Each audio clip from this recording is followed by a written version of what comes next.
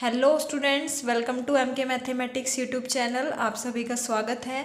तो आज हम करने वाले हैं क्लास 10 चैप्टर 1 रियल नंबर का वन शॉट रिवीजन। हम ये क्यों करने वाले हैं वन शॉट? बिकॉज अब फरवरी में एग्ज़ाम लाइन अप है, तो हमें वन शॉट रिवीजन चाहिए सबको जल्दी से जल्दी।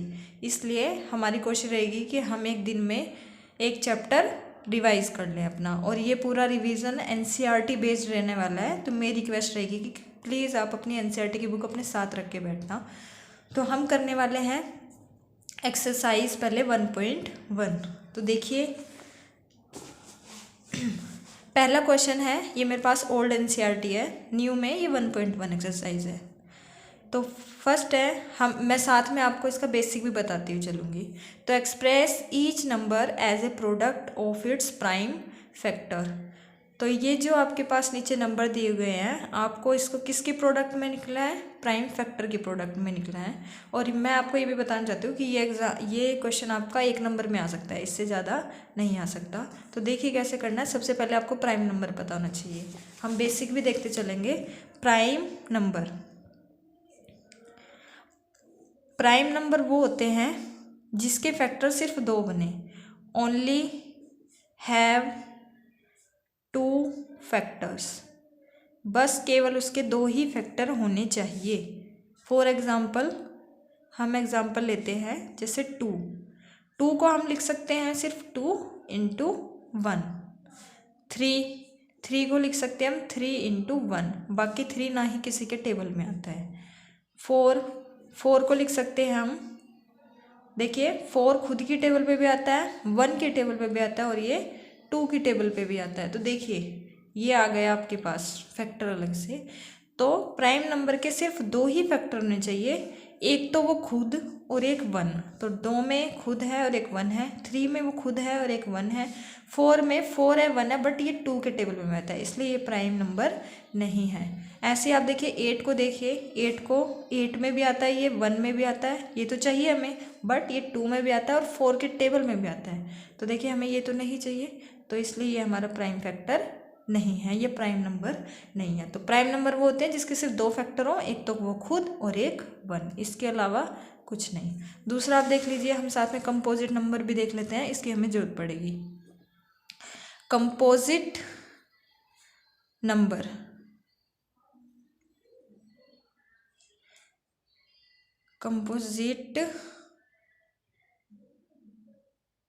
ये देखिए कंपोजिट नंबर।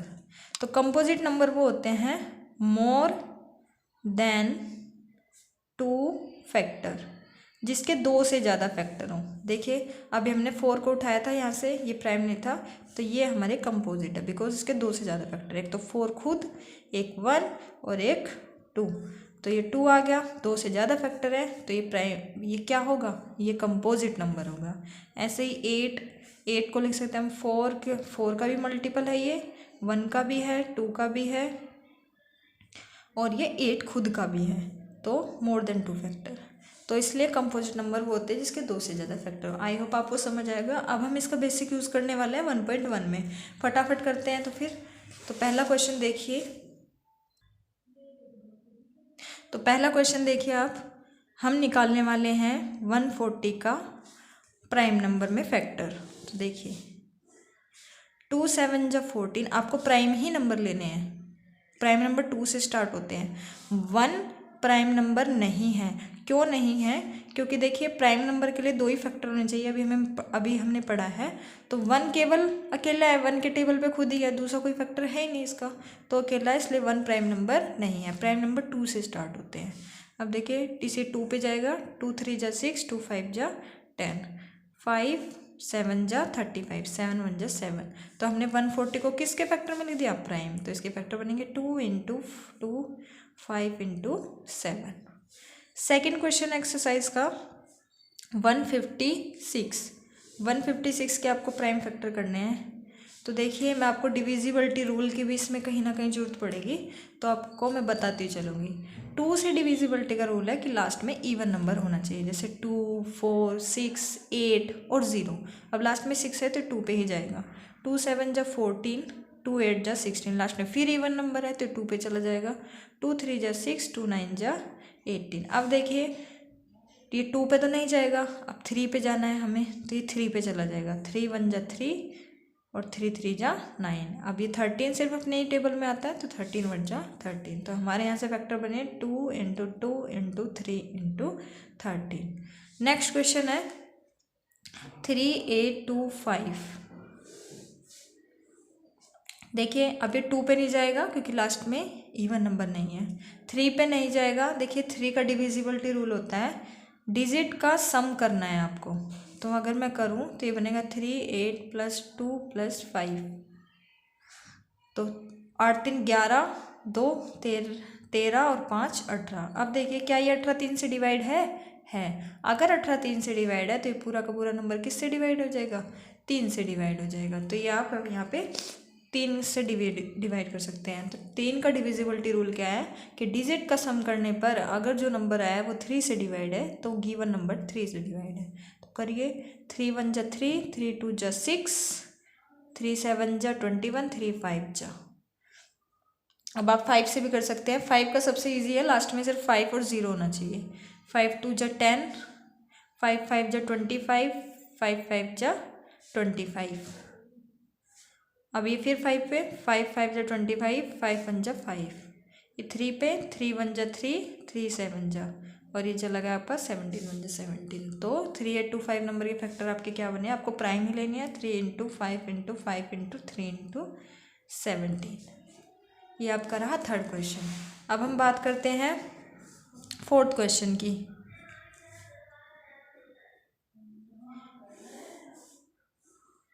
अभी जाएगा किस पे? क्योंकि इसके लास्ट में 5 है, तो सबसे पहले 5 पे 5 0 0 1। अब देखिए थोड़ा सा इन क्वेश्चन में आपको बहुत ध्यान रखना है। अभी 2 पे नहीं जाने वाला। अगर हम डिजिट का सम करें 1 1 प्लस 2 2 3 पे नहीं जाता, तो 3 पे भी डिवाइड नहीं होगा, 5 पे भी नहीं होगा। हम 7 पे ट्राई करते हैं, आपको प्राइम ही लेना है ना। 7 1 जा 7, 7 3 2 जा 28, ये चला जाएगा आपका। तो आपको ऐसे चेक करना पड़ सकता है कई क्वेश्चन में। तो 7 1 जा 7, 7 4 जा 28, 7 3 जा 21। अभी आपका जा सकता है।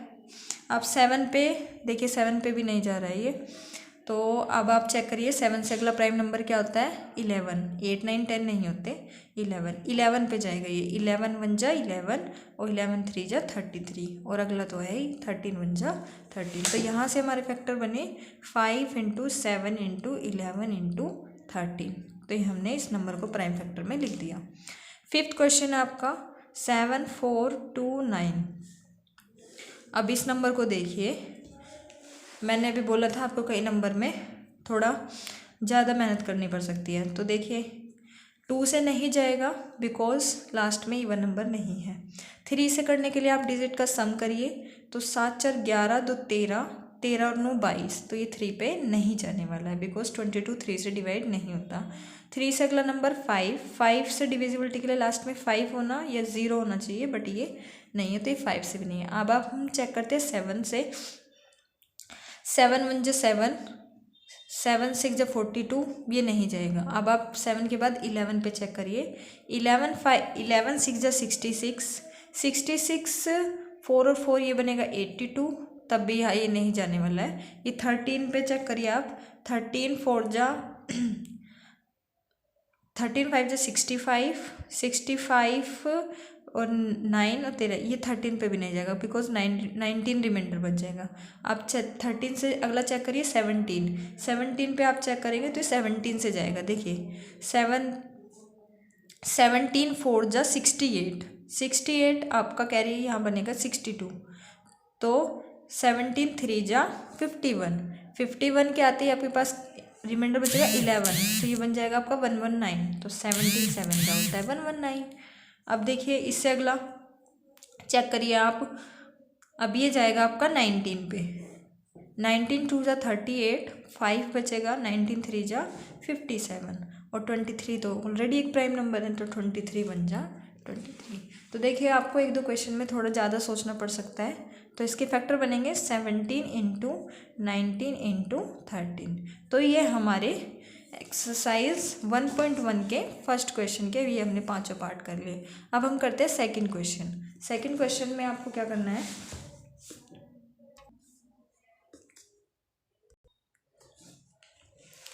देखिए सेकंड पार्ट में आपको करना है, पहले आपको ये रूल याद रखना है, LCM into HCF is equal to first number into second number. तो हमारे पास सेकंड क्वेश्चन का फर्स्ट पार्ट है, 26 और 91 आपको नंबर दे रखे हैं। आपको 26 के प्राइम फैक्टर करने हैं और 91 के प्राइम फैक्टर करने हैं। तो देखिए 2 1 जा 1, 2 3 जा 6, 13 1 जा 13, ये आए आपके 26 के। 91 को लिखा आपने 13 7 जा, ये 13 के टेबल पे जाते हैं, 7 1 जा 7, तो 26 के फैक्टर बने 2 इंटू 13 और 91 के फैक्टर बने 13 इंटू 7। तो यहाँ से देखिए एचसीएफ क्या होता है, एचसीएफ होता है कॉमन वाला पार्ट, तो यहाँ से क्या कॉमन आ रहा है 13, तो यही आपका हो गया एचसीएफ। एलसीएम निकालने के लिए कॉमन वाला तो आपको लेना ही लेना है, तो हमने ले लिया 13, साथ में आपको जो बचे हुए नंबर है वो भी लेने होते हैं, तो 2 इंटू 7 ये ले लिया, तो एलसीएम आया हमारा 182।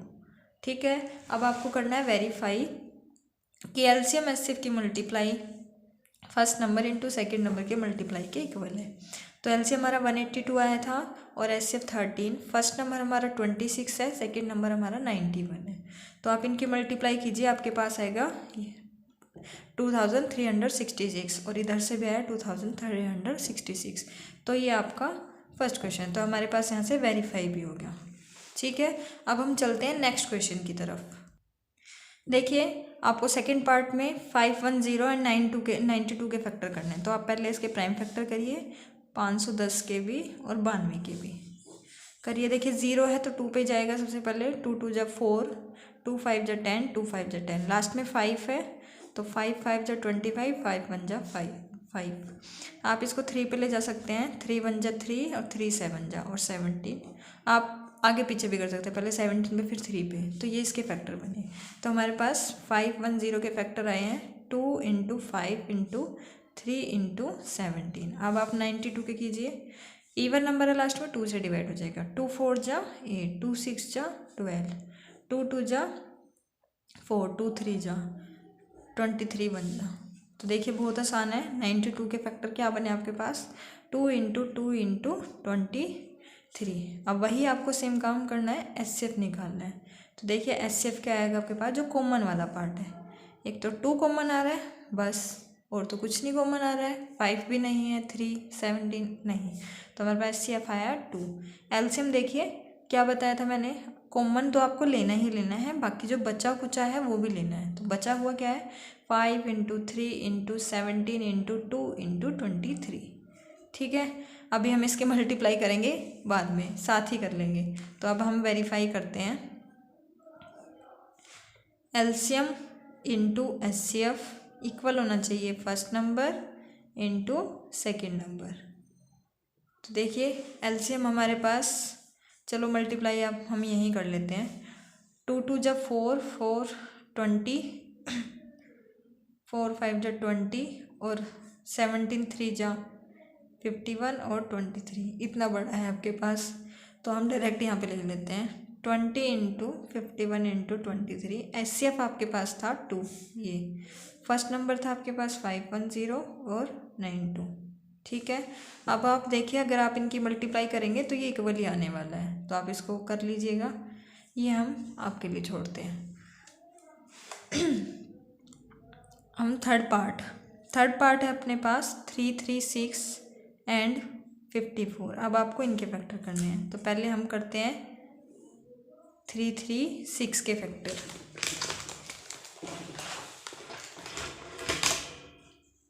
3 3 6 के 3 1 जा 1, 3 1 जा 3, 3 2 जा 6। अब देखिए लास्ट में 2 है तो 2 पे चला जाएगा, 2 5 जा 10, 2 6 जा 12, 2 2 जा 4, 2 8 जा 16, 2 1 जा 2, 2 4 जा 8, 2 7 जा और 7 1 जा 7। ठीक है, अब आप 54 के कीजिए, 2 2 जा 4, 2 7 जा, ये 3 पे जाएगा, 3 9 जा 27, 3 3 जा 9 और 3 1 जा 3। तो आपके पास प्राइम फैक्टर 3 3 6 के क्या आए हैं, 3 into 2 into 2 into 2 into 2 into 7, और 54 क्या आया हमारे पास 2 इंटू 3 इंटू 3 इंटू 3। देखिए कॉमन क्या है, अब आपको एचसीएफ निकालना है। एचसीएफ देखिए क्या कॉमन है, एक तो आपके पास 3 कॉमन है और एक आपके पास ये 2 कॉमन है, अदरवाइज और भी कोई नंबर कॉमन नहीं आ रहा है। तो HCF अपने के पास आया 2 × 3 = 6। और एलसीएम क्या आएगा आपको, कॉमन वाला तो लेना ही लेना है, ये ले लिया, और जो बचे हुए हैं मतलब 2 2 जा 4 4 2 जा 8 हम डायरेक्ट लिख सकते हैं, और ये 3 भी लेना पड़ेगा आपको, 3 3 जा 9 और बचा हुआ 7 ये रहा। तो ये पास आया हमारे एलसीएम। अब आपको वही सेम करना है, वेरीफाई करना है, तो बस आप वेरीफाई कर लीजिएगा, इक्वल ही आने वाला है आपका HCF × LCM = में फर्स्ट नंबर × सेकेंड नंबर। देखिए कर तो सकते हैं हम, बट हमें जल्दी जल्दी रिवीजन करना है, तो आप कैलकुलेशन आप भी कर सकते हैं। तो अब हम चलते हैं थर्ड क्वेश्चन की तरफ, जो है देखिए, find the LCM and HCF of the following integer by applying the prime factorization method. तो सिमिलरली आपको वही करना है, यहाँ पे प्राइम फैक्टराइजेशन मेथड लगाना है जैसे आपने ऊपर किया था फर्स्ट क्वेश्चन में। तो ऐसे इनके अलग अलग प्राइम फैक्टर करने हैं। तो सिमिलरली आप देखिए, आप फर्स्ट क्वेश्चन है हमारे पास 12 × 15 एंड 21, ठीक है। तो आप 12 का भी आपको अलग से करना पड़ेगा, 15 का भी अलग से करना पड़ेगा, और 21 का भी अलग से करना पड़ेगा। तो देखिए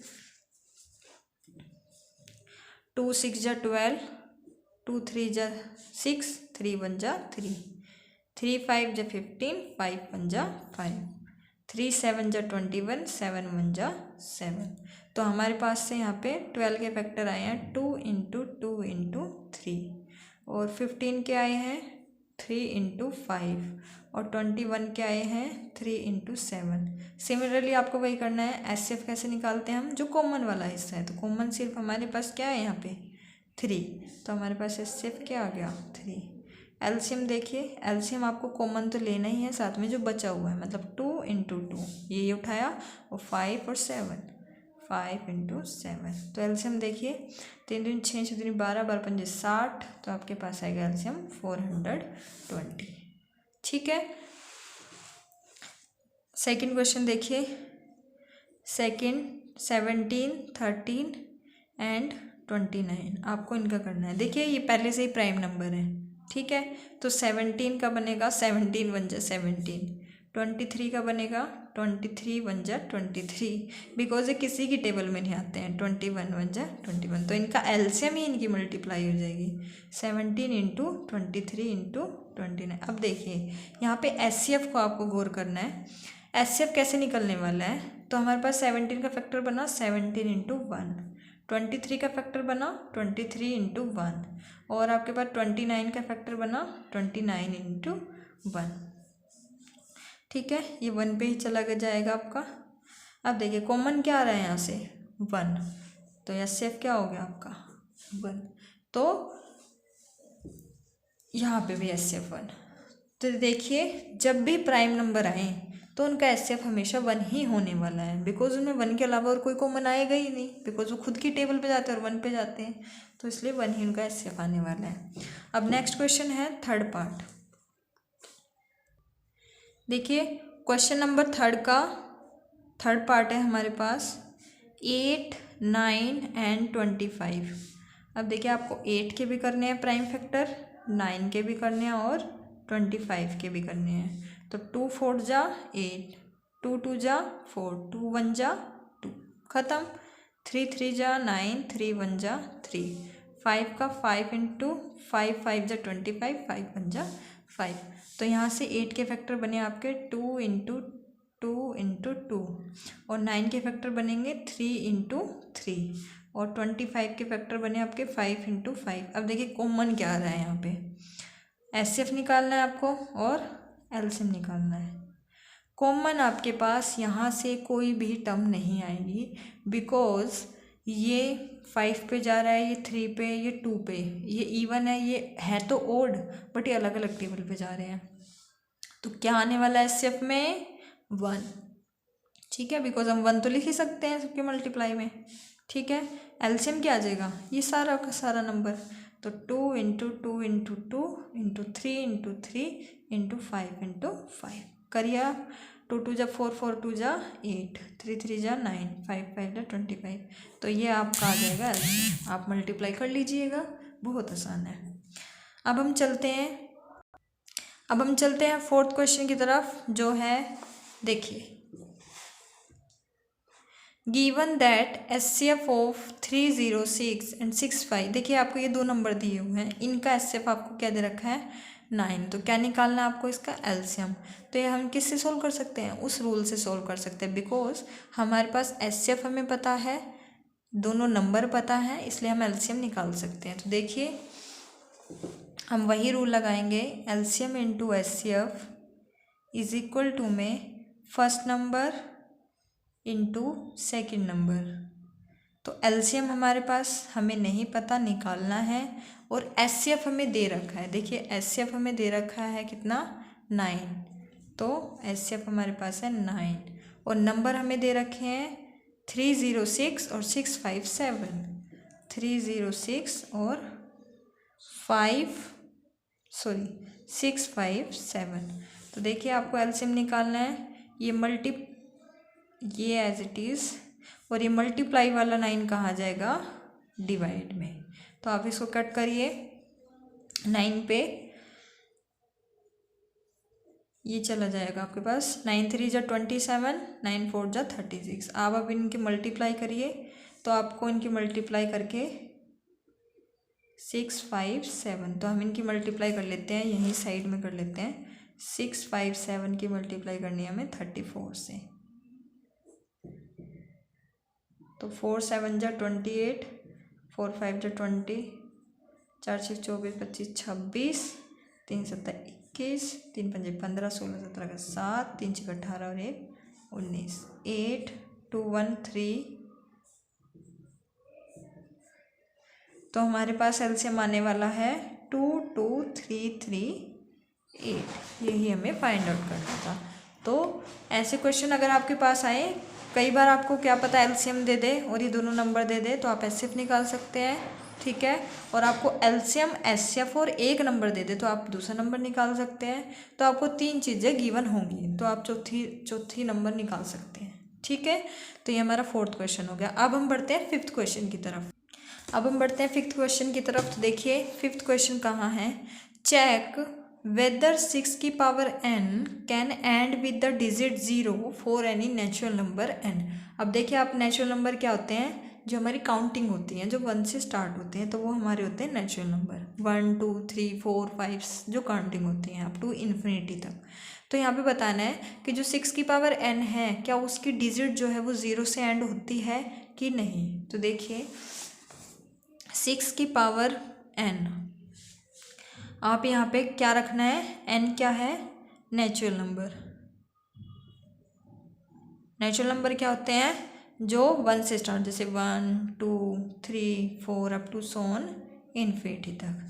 तो देखिए कैसे प्रूव करना है, आप n की वैल्यू 1 रख के देखिए, 4 n की वैल्यू 1, तो 6 की पावर 1 क्या आएगा 6, 4 n की वैल्यू 2, तो 6 की पावर 2 क्या आएगा 36, 4 n की वैल्यू 3, तो 6 की पावर 3 क्या आने वाला है आपको 216। आप मल्टीप्लाई ऐसे करके भी कर सकते हैं, मुझे क्यूब याद है तो इसलिए मैं लिख रही हूँ।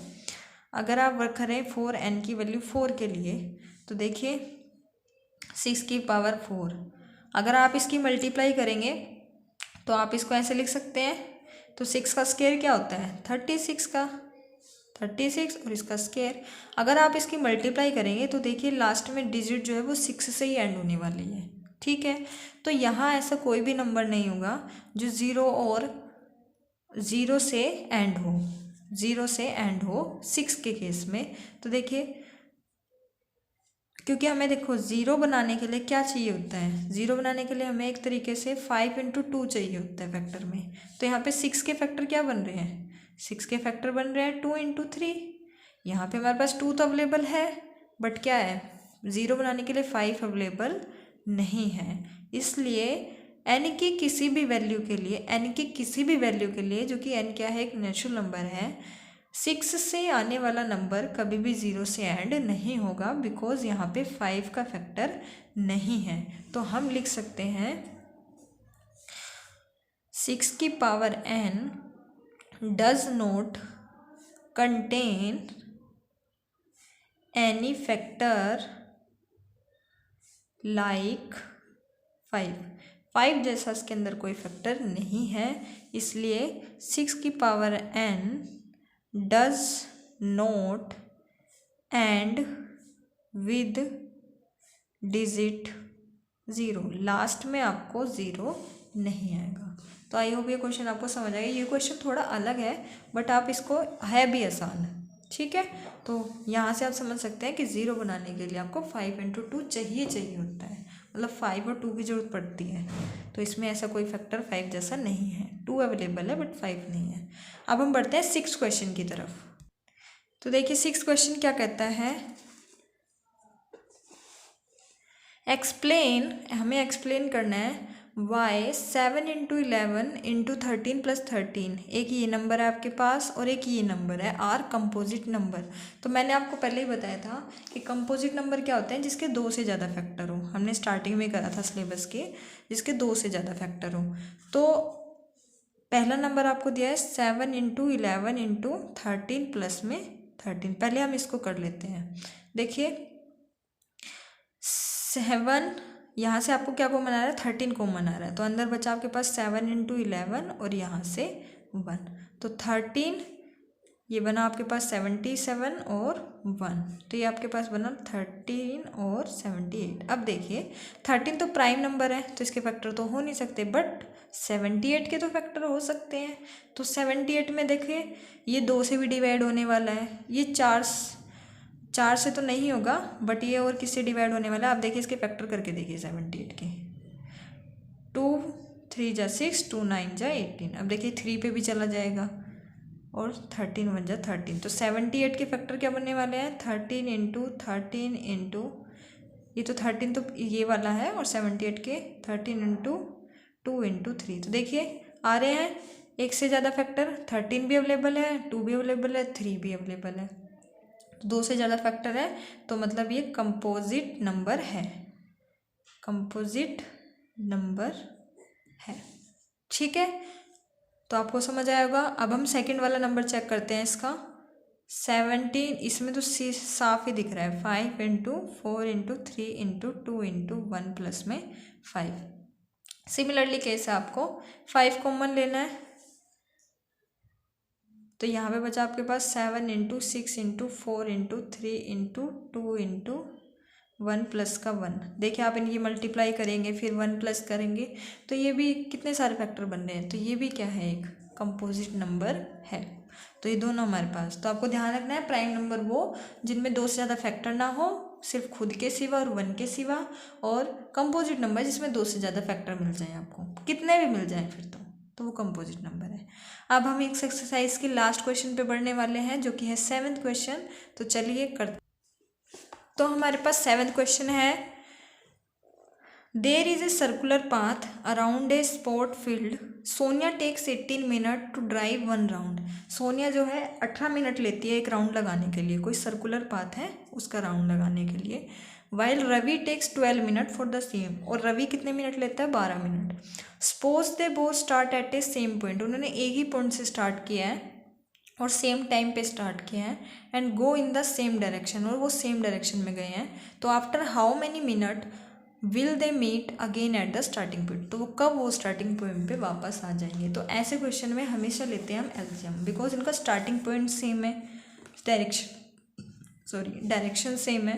तो देखिए ये कोई सर्कुलर पाथ है, यहाँ से मान लीजिए सोनिया ने यहाँ से स्टार्ट किया है तो रवि ने भी यहाँ से स्टार्ट किया है, ठीक है, और वो घूमते घूमते उन्होंने एक राउंड लगाया है। तो सोनिया ने लिया है 18 मिनट,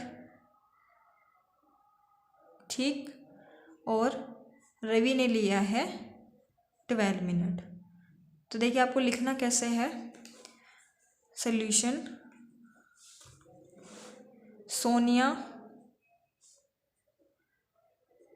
कंप्लीट अ राउंड इन, कितने में कंप्लीट किया उसने, 18 मिनट में, ठीक, और Ravi complete a round in 12 minute. तब वो उसने पूछा है क्वेश्चन में कि वो स्टार्टिंग पॉइंट पे कब मिलेंगे, तो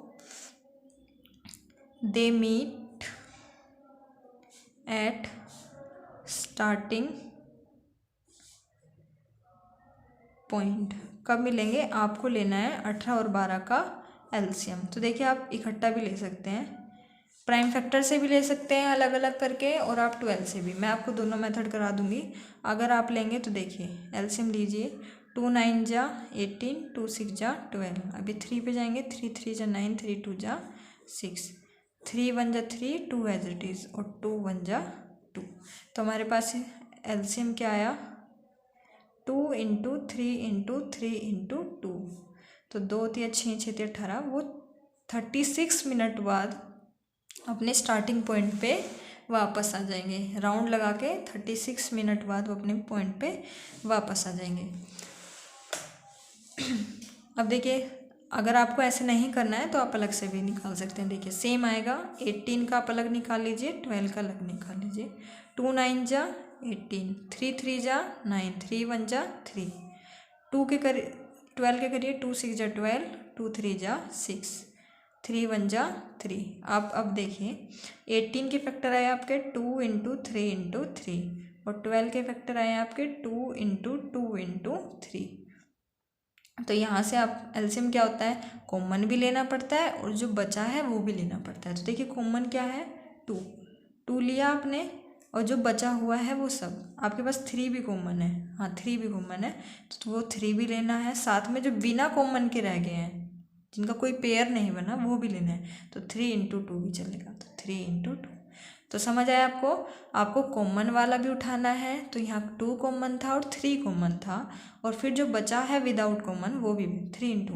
अब देखिए 2 3 जा 6, 6 3 जा 18, 18 2 जा, यहाँ पर भी सेम आंसर है। तो आप किसी से भी कर सकते हैं, आप प्राइम फैक्टर कर लें या आप इकट्ठा लेके कर सकते हैं। ठीक है, यहाँ पे हमारे एक्सरसाइज 1.1 के सारे क्वेश्चन कंप्लीट होते हैं। आई होप आपको ये 1.1 समझ आई होगी। अगर आपको कोई भी डाउट है तो आप कमेंट सेक्शन में पूछ सकते हैं। अब हम नेक्स्ट एक्सरसाइज की तरफ मूव करते हैं, जहाँ पे आपको प्रूव करना है इरेशनल और रैशनल। तो चलिए चलते हैं। देखिए अब हम चलते हैं एक्सरसाइज 1.2। इसमें 1.3 है बिकॉज ये ओल्ड एनसीईआरटी है, तो ये 1.2 एक्सरसाइज है। तो यहाँ आपको इरेशनल और रैशनल में पता लगेगा। तो आपको इरेशनल में यहाँ से आपको क्वेश्चन या जरूर पूछा जाएगा, एक या तो 2 नंबर में या 3 नंबर में। जो हमने पहले वाली एक्सरसाइज करी है वहाँ से 1 नंबर का क्वेश्चन आ सकता है, बट इस टाइप का एक क्वेश्चन आपके एग्जाम में ज़रूर आएगा, ये पक्का है। ठीक है, तो आप इनको ध्यान से करना। तो हम स्टार्ट करते हैं। पहले आप रैशनल और इरेशनल की बात कर लेते हैं, थोड़ा बेसिक जान लेते हैं। देखिए रैशनल नंबर वो होते हैं जिनको आप P/Q की फॉर्म में लिख सकते हैं। P/Q कंडीशन अप्लाई है यहाँ पे कि Q जो है वो नॉट इक्वल टू ज़ीरो नहीं होना चाहिए, मतलब Q की वैल्यू ज़ीरो नहीं हो सकती। बिकॉज अगर Q की वैल्यू ज़ीरो आ जाए, जैसे एग्जांपल लेते हैं हम 5/0। अब देखिए कई बच्चे इसको क्या करते हैं, इसको सीधा 5 या 0 दे देते हैं आंसर, जबकि दोनों ही गलत हैं। देखिए 0 अगर किसी भी नंबर को डिवाइड करता है तो वो नॉट डिफाइंड नंबर होता है, बिकॉज 0 की वैल्यू नहीं है। देखिए 0 वो अलग बात है कि वो किसी भी नंबर को बड़ा बना सकता है, पीछे उसकी वैल्यू बढ़ा देता है, बट पीछे लग के, बट डिवाइड करके वो किसी भी नंबर को डिवाइड करता है तो क्या आएगा, नॉट डिफाइंड। तो इस कंडीशन में आपको Q को क्या लेना, 0 नहीं लेना है। ठीक है, तो कैसे नंबर आपके रैशनल होते हैं, जैसे 3/4 जब फ्रैक्शन में होते हैं, 2/8 आप इसको काट के और 1/4 कर सकते हो, 5/7, 3/9, इस टाइप के नंबर आपके रैशनल होते हैं। इरेशनल नंबर वो होते हैं जिनका रूट पॉसिबल नहीं है। इरेशनल नंबर देखिए जिनको आप P/Q की फॉर्म में भी नहीं लिख सकते, ठीक है, और जिनका रूट इज़ नॉट पॉसिबल, ठीक है। तो देखिए जैसे √7, मैं कई सारे नंबर लिखती हूँ यहाँ पे, √16, √25। देखिए 7 का क्या स्क्वायर रूट है, बनता है, नहीं बनता, तो ये क्या आएगा, √7। दूसरा हम इसको P/Q की फॉर्म में भी नहीं लिख सकते, तो ये क्या है, इरेशनल। √8 का भी रूट नहीं होता, तो ये भी क्या है, एक इरेशनल। अब देखिए √16 को क्या लिख सकते हैं हम, 4। तो ये तो रैशनल नंबर हो गया, ये इरेशनल नहीं है, ये रैशनल भी है और नेचुरल नंबर भी है, बिकॉज हम रैशनल को लिख सकते हैं ना 4/1, तो P/Q हो गया, तो रैशनल भी है नेचुरल भी है। अब 25 का भी रूट क्या होता है 5, तो ये भी इरेशनल नहीं है। ठीक है, तो आपको ध्यान रखना है, एक नंबर में आपको कंफ्यूज करने के लिए इस टाइप के क्वेश्चन पूछे जाएंगे कि आपको रूट में ऐसे टर्म दे देंगे, √18, √27 और लास्ट में देंगे 28, बोल देंगे कि इनमें से कौन सा इरेशनल है, तो आप गलती से कभी लगा के आ जाओ। तो आपको ध्यान रखना है इरेशनल इसमें कौन से हैं, ये और इसका रूट तो पॉसिबल है, तो ये रैशनल नहीं है, ये रैशनल नंबर है। ठीक है, आपको समझ आएगा। तो अब हम बढ़ते हैं क्वेश्चन की तरफ। तो देखिए, तो अब हम बढ़ते हैं एक्सरसाइज 1.2 के क्वेश्चन नंबर 1 की तरफ। Prove that √5 is irrational. तो देखिए, आपके पास कोई भी क्वेश्चन आ जाए इरेशनल में, √5 का आ जाए, √2 का आ जाए, √3 आ जाए, √7 आ जाए, मतलब अंदर प्राइम नंबर होना चाहिए एक तरीके से, √11 आ जाए, √13 आ जाए, √19 आ जाए, इतना हालांकि पूछेगा नहीं, इन्हीं पे वो पूछ सकता है, इतने नंबर पे। ठीक है, तो सब में आपको सेम मेथड लगाना है, बस सब में आपको सेम मेथड लगाना है। तो अगर मैं √5 का कुछ सिखा दूँ तो आपको √2, √3, √7 का अपने आप आ जाएगा। ठीक है, ये आपके NCERT की बुक में एग्जाम्पल भी दे रखे हैं, √2, √3, तो आप करके देखिएगा। हम एक्सरसाइज करते हैं। तो देखिए, इन क्वेश्चन को सबसे सोल्व करने की एक ही ट्रिक है कि आप इसको उल्टा मान के चलते हैं कि √5 इरेशनल, तो आपको प्रूव करना है, आप इसका उल्टा मान के चलिए कि √5 एक रैशनल नंबर है। तो हमने कर लिया, सबसे पहले let us suppose that √5 is rational number.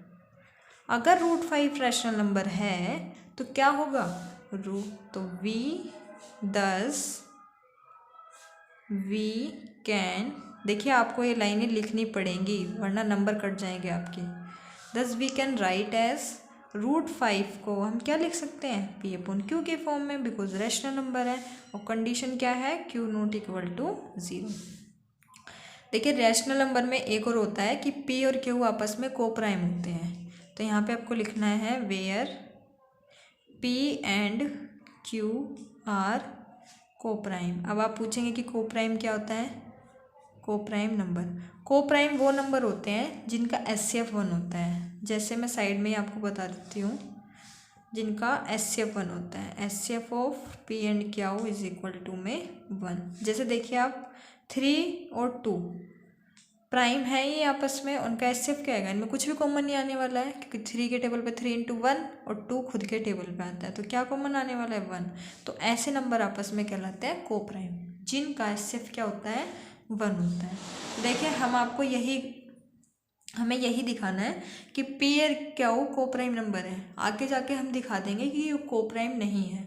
अगर कोप्राइम नहीं होंगे तो रैशनल भी नहीं होगा, और रैशनल नहीं होगा तो क्या होगा, ये रैशनल नंबर बन जाएगा। तो वही हमें करना है। तो देखिए, आपको एक बार यूज़ करना पड़ेगा P का और एक बार Q का। तो देखिए, आप इस Q को उधर लेके जाइए, √5 Q = में P।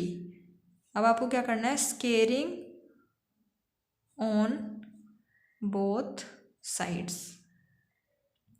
अब स्केयरिंग करेंगे तो √5 Q का स्केयर = में P का स्केयर। तो यहाँ से बना आपके पास 5, √5 का स्केयर 5, Q स्केयर = में P स्केयर। देखिए, अब आपने P स्केयर को किस फैक्टर में लिख दिया, 5 × Q स्केयर की।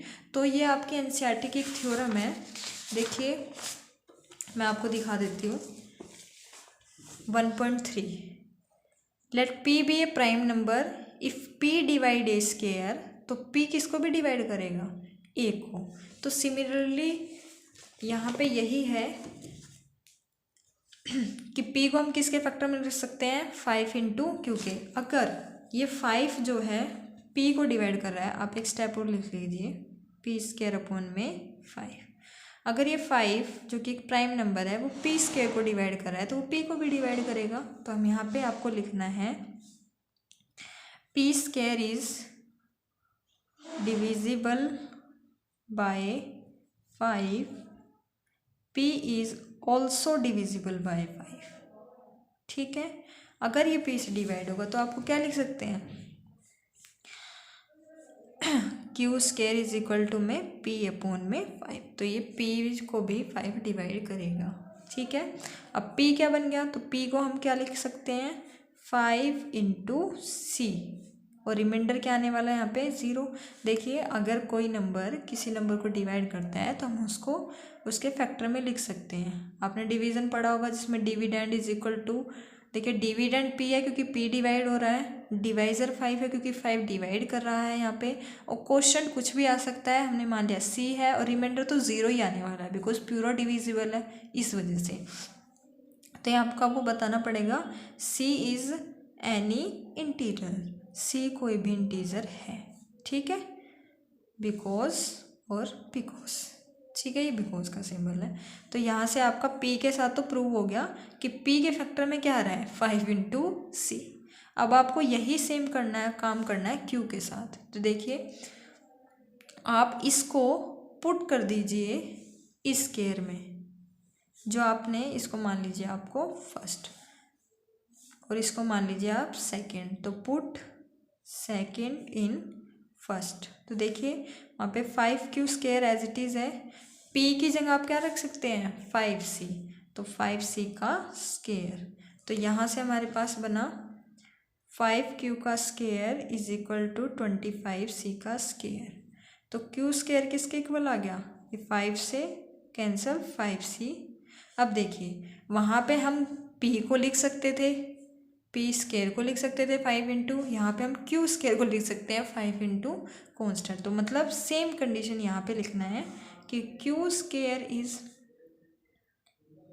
Divisible by 5, also q is also divisible by 5। ठीक है, तो q को भी किसके, अब देखिए हमने p को लिया तो 5 आ रहा है, q को लिया तब भी 5 आ रहा है। तो क्या यहाँ से हमें क्या दिख रहा है कि 1 के अलावा भी कोई फैक्टर हमारे पास कॉमन आ रहा है। तो अगर 1 के अलावा कोई फैक्टर कॉमन आ रहा है तो वो कोप्राइम रहा ही नहीं। ठीक है, तो आपको क्या लिखना है, ये आपकी हो गई थर्ड। तो आप यहाँ पे q को लिख सकते हैं 5 इंटू सी, ये होगी आपकी थर्ड। तो आप second and third, from second and third, ठीक है, हम क्या कह सकते हैं कि देखिए हम क्या कह सकते हैं कि from first second and third p and q have common factor other than 1। देखिए 1 के अलावा उसमें कोई भी फैक्टर कॉमन नहीं आना चाहिए था बिकॉज वो को प्राइम नंबर थी, तो हम वो को प्राइम नंबर थे, पर 1 के अलावा क्या कॉमन आ रहा है, p में भी 5 है और q में भी 5 है, q में भी 5 है। तो आपको इसको कॉमन 1 से कोई अलग फैक्टर आया है, इसलिए p and q are not coprime number, p और q को प्राइम नंबर नहीं है बिकॉज में 5 कॉमन आ रहा है। ठीक है, तो लिखना है आपको 10 our assumption is incorrect. Incorrect क्या, हमने √5 को क्या मान लिया था, rational. Our assumption is incorrect that √5 is rational, हमने मान लिया था कि √5 ये हमारी अजम्पशन होगी गलत, हैंस √5 क्या होगा, इज इरेशनल, √5 एक इरेशनल नंबर है। तो ये लाइन लिखनी आपको बहुत ज़रूरी है।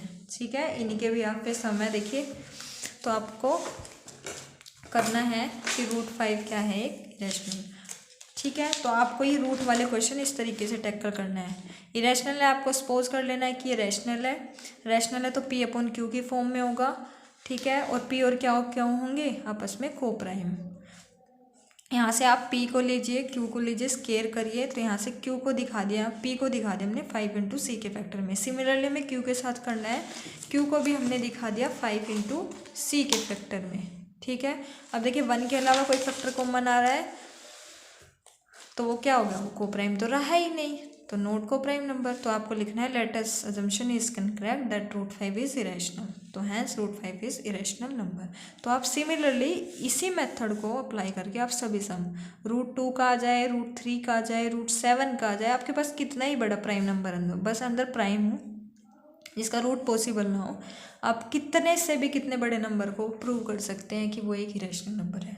ठीक है, तो अब हम बढ़ते हैं इसके सेकंड क्वेश्चन की तरफ। सेकंड क्वेश्चन हमारा प्रूव 3 + 2√5 इज इरेशनल। ठीक है, जो अब हमने पीछे करा था √5, वो बेसिक था, उनका यूज़ करके ये बहुत ईजिली हो सकते हैं। तो देखिए सेम लाइनें आपको लिखनी है प्रूफ में कि we suppose that 3 + 2√5 is rational. अगर ये रैशनल है तो क्या लिख सकते हैं हम, 3 + 2√5 को क्या लिख सकते हैं हम, अब आपको लिखना है 10 p/q। हम यहाँ से √5 का यूज़ कर देंगे। देखिए 2√5 इधर ही रहने दीजिए, p/q माइनस का 3। अब आप 2 को भी डिवाइड में ले आइए, पहले एलसीएम लीजिए आप, p - 3q अपॉन में q। अब आप 2 को डिवाइड में ले आइए, √5 = p - 3q अपॉन में 2q। देखिए अब क्या है, ये p/q की फॉर्म में है तो ये तो हो गया रैशनल, बट यहाँ से क्या कंट्राडिक्शन आ रही है, इक्वल में तो √5 पड़ा हुआ है, और ये फैक्ट हम जानते हैं, अभी प्रूव भी करके आए हैं कि √5 क्या है, इरेशनल। अगर ये इरेशनल है तो इसको भी इरेशनल होना पड़ेगा। ठीक है, यहाँ पर आप लिख दीजिएगा कि ये लाइनें बहुत इंपॉर्टेंट हैं इसलिए हमें लिखना पड़ेगा। ठीक, तो हम क्या लिख देंगे, p - 3q अपॉन में 2q इज रैशनल। ये तो रैशनल है, but we know that fact √5 is irrational. हम ये तो फैक्ट है कि √5 इरेशनल है, तो 10 क्या हो जाएगा, 3 + 2√5 इज इरेशनल। ये भी क्या हो जाएगा, इरेशनल। देखिए आप 1-2 लाइन रहते तो कोई बात नहीं, बट आपको ये लिखना बहुत ज़रूरी है। ठीक है, तो ये हमारा सेकंड क्वेश्चन कंप्लीट हुआ। तो ये बहुत छोटे छोटे सम है आप, ठीक है, तो अब हम मूव करते हैं नेक्स्ट क्वेश्चन की तरफ। देखिए नेक्स्ट क्वेश्चन है हमारे पास, ये 3 पार्ट हैं। तो आप देखिए ये सिमिलरली ऐसे ही है, आप 6 को माइनस लेके आएंगे उधर तो √2 भी रैशनल हो जाएगा, तो उधर से प्रूव, तो ये तो सेम हो जाएंगे अभी हमने जो पीछे करा है। तो अब हम प्रूव कर लेते हैं, एक ये क्वेश्चन और एक ये क्वेश्चन। ठीक है, तो हम करते हैं 1/√2 को। सिमिलरली मेथड लगाना है इसमें भी, 1/√2। तो प्रूफ में आपको क्या लिखना है, let us assume that 1/√2 is rational। अगर 1/2 रैशनल होगा तो हम क्या लिख सकते हैं, 10 1/√2 किसके इक्वल होगा, p/q के। सिमिलरली वही same, q is not equal to 0 and p and q are coprime number. ठीक है, तो सिमिलरली आपको करना है, आप करिए cross multiply, q = √2p। Squaring कीजिए, स्केयरिंग ऑन बोथ साइड्स। अब आप स्केयरिंग की करेंगे तो q स्केयर = में √2p का स्केयर, तो हमारे पास आया यहाँ से q स्केयर = में 2p का स्केयर। अब देखिए यहाँ से तो सेम आ गया, q को हमने किसके फैक्टर में लिख दिया, 2 × p के स्केयर में, तो क्या होगा यहाँ से, मतलब 2 डिवाइड करेगा q को, तो आपको सेम लिखना है, q square is divisible by 2, q is also divisible by 2। ठीक, तो क्यू भी डिवाइड होगा, तो क्यू को क्या लिख सकते हैं, मैं क्यू हम लिख सकते हैं 2 इंटू सी के फैक्टर में। ठीक है, अब ये आपकी सेकेंड, और देखिए ये जो आया था आपका फर्स्ट। अब put second in first. Q square की जगह आप क्या लिख सकते हैं, 2 इंटू सी का स्केयर इज इक्वल टू में 2p का स्केयर। ये आपके पास आया 4c square is equal to में, अब 2 से 4 कैंसिल हो जाएगा तो 2c स्केयर। अब देखिए आपने p स्केयर को लिख दिया 2 इंटू सी के फैक्टर में, तो सिमिलरली यहाँ लिखना है because p square is divisible by 2, p is also divisible by 2। ठीक है, तो क्या लिख सकते हैं आप, लिख दिया आपने p को लिख दिया आपको 2 इंटू सी के। ठीक है, इस इक्वेशन से और equation from second and third. तो सिमिलरली आपको सब वही लिखना है कि p एंड q में कॉमन आना चाहिए था 1 के अलावा कुछ नहीं कॉमन आना चाहिए था, बट 1 के अलावा क्या कॉमन आ रहा है 2, और यहाँ से भी 2। तो p and q are not coprime. क्यों कोप्राइम नहीं है, बिकॉज उसमें 1 के अलावा 2 फैक्टर है। thus our assumption is incorrect। ठीक है, क्या इनकरेक्ट, दैट कि है भाई 1/√2 इज रैशनल। हमने ये गलत मान लिया था कि वो रैशनल है, हैंस 1/√2 इज इरेशनल। तो देखिए सेम मेथड है सब में, आपको वही पी और क्या को फैक्टर दिखा देना है और वहीं से वो रैशनल हो जाएगा। अब हम चलते हैं नेक्स्ट क्वेश्चन की तरफ। तो आपका थर्ड क्वेश्चन का सेकंड पार्ट है 7√5। ये भी बहुत आसान है, आपको सेम वही लिखना है। Let us assume that 7√5 is rational. अगर 7√5 रैशनल है, thus 7√5 को हम लिख सकते हैं p/q की फॉर्म में, जहाँ पर q है नॉट इक्वल टू 0। ठीक है, अब आप क्या कीजिए, √5 को इधर रहने दीजिए और p/में 7q आ जाएगा। सिमिलरली अब देखिए ये p/q की फॉर्म में है तो ये रैशनल है, बट √5 क्या है, एक इरेशनल नंबर है। तो हम क्या लिखेंगे, p/में 7q is rational, but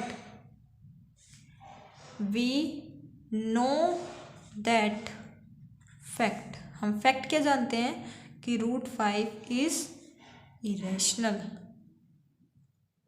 √5 irrational है तो इसको भी इरेशनल होना पड़ेगा। तो 10 वही same our assumption is incorrect that 7√5 is rational। ठीक है, हमने गलत मान लिया था कि 7√5 क्या है, रैशनल। हैंस 7√5 क्या है, इज इरेशनल। बस, तो ये हमारी 1.2 भी कंप्लीट होती है। तो आपको इस टाइप का एक क्वेश्चन एग्जाम में ज़रूर पूछा जाएगा, तो आप प्लीज़ प्रैक्टिस करके जाना इसकी। ये आपको HBSC बोर्ड में 2 या 3 नंबर में मिल जाएगा और CBSE में भी। ठीक है, तो हमने कंप्लीट कर लिया 1.2। आपके लिए मैंने एक क्वेश्चन छोड़ा है, ये सेम है एज इट इज़। आप -6 उधर लेके जाएंगे तो √2 भी एक इरेशनल है, तो यहाँ पे भी फैक्ट वाला काम चल जाएगा। कुछ एग्जाम्पल भी दे रखे हैं देखिए आपको, तो एग्जाम्पल भी इम्पोर्टेंट है। √5 का मैंने आपको करा ही दिया है, तो √2 और √3 का आप कर सकते हैं आसान से। आप किसी भी प्राइम नंबर अगर रूट के अंदर है तो आपको इरेशनल प्रूव कर सकते हैं। तो आई होप आपको समझ आया होगा। ये हमारा वन शॉट रिवीजन ख़त्म होता है। अगर आपको कोई भी डाउट है तो आप नीचे कमेंट सेक्शन में पिन कर दीजिए, आपको रिप्लाई ज़रूर मिलेगा। ठीक है, मैं आपका सोल्यूशन ज़रूर प्रोवाइड करूँगी अगर आपको किसी भी चीज़ में डाउट है। तो थैंक यू फॉर वॉचिंग, धन्यवाद।